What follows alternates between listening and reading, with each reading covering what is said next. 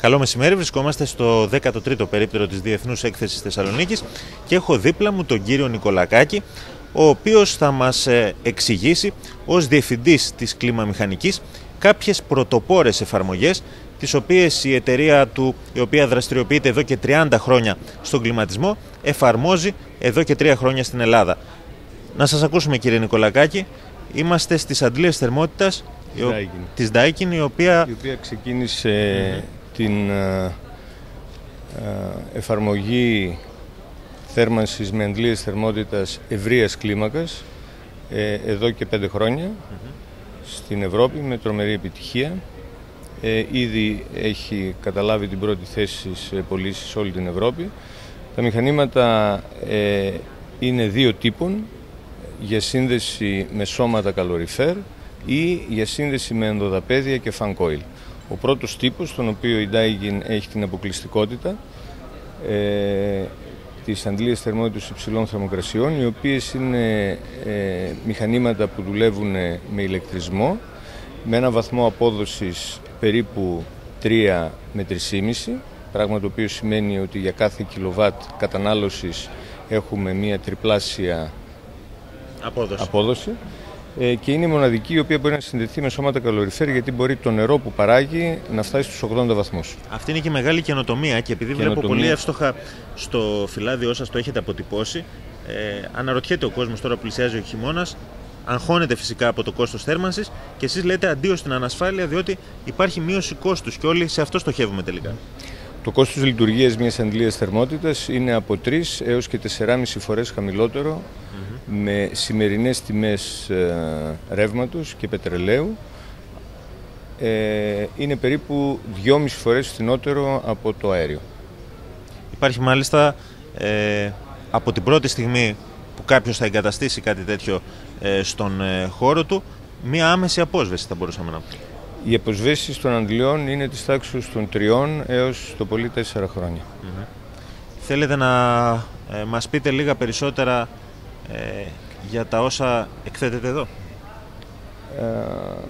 Εδώ είναι ένας χώρος που έχει τις αντλίες θερμότητος, είναι οι υψηλών θερμοκρασιών εδώ, οι χαμηλών θερμοκρασιών απέναντι. Μάλιστα. Να πάμε και προς τα εκεί σιγά σιγά, με τη βοήθειά σας. Οι υψηλών θερμοκρασιών είστε δεμένοι με τα σώματα καλοριφέρ και το fan coil, οι χαμηλών θερμοκρασιών με την ενδοδαπέδια. Οι αντλίες θερμότητας χαμηλών θερμοκρασιών μπορούν να αντιστρέψουν τον κύκλο, άρα μπορούν να κάνουν και ψήξη. Πράγμα που δεν μπορεί να κάνει των υψηλών θερμοκρασιών όταν συνδεθεί με σώμα καλοριφέρ. Μάλιστα. Η μελέτη, η οποία ασφαλώς παίζει πολύ σημαντικό ρόλο. Η μελέτη νομίζω ότι είναι το α και το ω, ειδικά στις αντλίες θερμότητας, άρα θα πρέπει ο υποψήφιος πελάτης να αποτανθεί σε εταιρείες οι οποίες έχουν εξειδικευτεί σε εφαρμογές αντλιών θερμότητας. Ενδείκνυνται οι συγκεκριμένες αντλίες τόσο για οικιακή χρήση όσο και για υπόλοιπες χρήσεις, σε επιχειρήσεις, σε γραφεία? Σε επιχειρήσεις έχει επικρατήσει εδώ και ίσως 10 χρόνια η λύση ψήξης θέρμανσης με πολυδιαιρούμενα συστήματα τύπου VRV που είναι από την πίσω μεριά. Έχουν γίνει με το σύστημα αυτό χιλιάδες εγκαταστάσεις. Μόνο εμείς έχουμε πάνω από 5.000 εγκαταστάσεις με το σύστημα αυτό. Θεωρώ ότι οι επαγγελματικοί χώροι, κτίρια γραφείων, καταστήματα, τράπεζες και ούτω καθεξής χρησιμοποιούν σχεδόν αποκλειστικά πλέον μόνο αυτό το σύστημα. Είναι η εξωτερική μονάδα. Είναι μια αντλία θερμότητας η οποία αντί να μας δίνει ζεστό νερό για να το χρησιμοποιήσουμε με σώματα καλοριφέρ ή fan coil, μας δίνει ζεστό ή κρύο αέρα μέσα από τις γνωστές εσωτερικές μονάδες που έχουμε συνηθίσει. Δαπέδου, τείχου, κασέτες οροφής εκεί πέρα πάνω ή οροφής πάλι με δίκτυα αραγωγών. Μάλιστα. Και μιλάμε για μια απόδοση συν 28% από το προηγούμενο σύστημα VRV, το οποίο μάλιστα είναι και πατέντα της Daikin. Το ξεκίνησε η ίδια πριν από το 1974, αν θυμάμαι καλά. Η τελευταία σειρά που έχει βγει είναι 28% οικονομικότερη από την προηγούμενη σειρά της Daikin. Είναι η τέταρτη σειρά VRV που έχει βγάλει η Daikin, τέταρτη γενιά, η οποία έχει φτάσει ενεργειακούς βαθμούς, ειδικά ετήσιους, πάνω από 1/6 πλέον. Μάλιστα. Και ακριβώς πίσω μας, έτσι όπως δείχνει η κάμερα, είναι τα γνωστά, τα πατροπαράδοτα, θα λέγαμε. Τα γνωστά split, οι γνωστές κλιματιστικές συσκευές, οι οποίες και αυτές είναι μικρές αντλίες θερμότητας.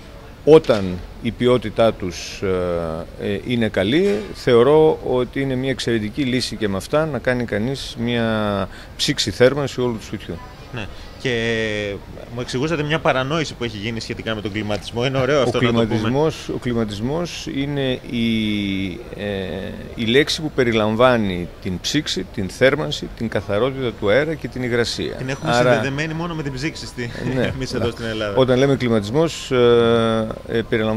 ο κλιματισμός μάλλον περιλαμβάνει και τα 4 αυτά. Και αν γίνει σωστά η εγκατάσταση, όπως επίσης μου είπατε, μπορεί μια εγκατάσταση με split να είναι μια εξαιρετική λύση, ειδικά για μικρά διαμερίσματα με 2-3 χώρους. Νομίζω ότι είναι η οικονομικότερη και σε λειτουργία αλλά και σε εγκατάσταση, σε αρχική επένδυση. Μάλιστα. Και περπατώντας σιγά σιγά να μεταφερθούμε προς τους λέβητες φυσικού αερίου, τους οποίους επίσης εκπροσωπείται ως εταιρεία και φυσικά της Bosch.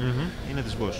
Είναι της Bosch. Η Bosch είναι μια πολυεθνική η οποία πριν από πολλά χρόνια αγόρασε τον νούμερο 1 κατασκευαστή λεβίτων φυσικού αερίου που είναι η Junkers, και από τότε το μετονόμασε σε Bosch. Οι λέβητες κατασκευάζονται λοιπόν από τη Junkers, η οποία ήταν η πρώτη εταιρεία που ασχολήθηκε με αυτό πριν από 100 τόσα χρόνια, με μεγάλη ειδικότητα σε αυτό το προϊόν και κυρίως στους λέβητες συμπίκνωσης που είναι από την πίσω μεριά. Μάλιστα, να πάμε να τους δούμε και αυτούς.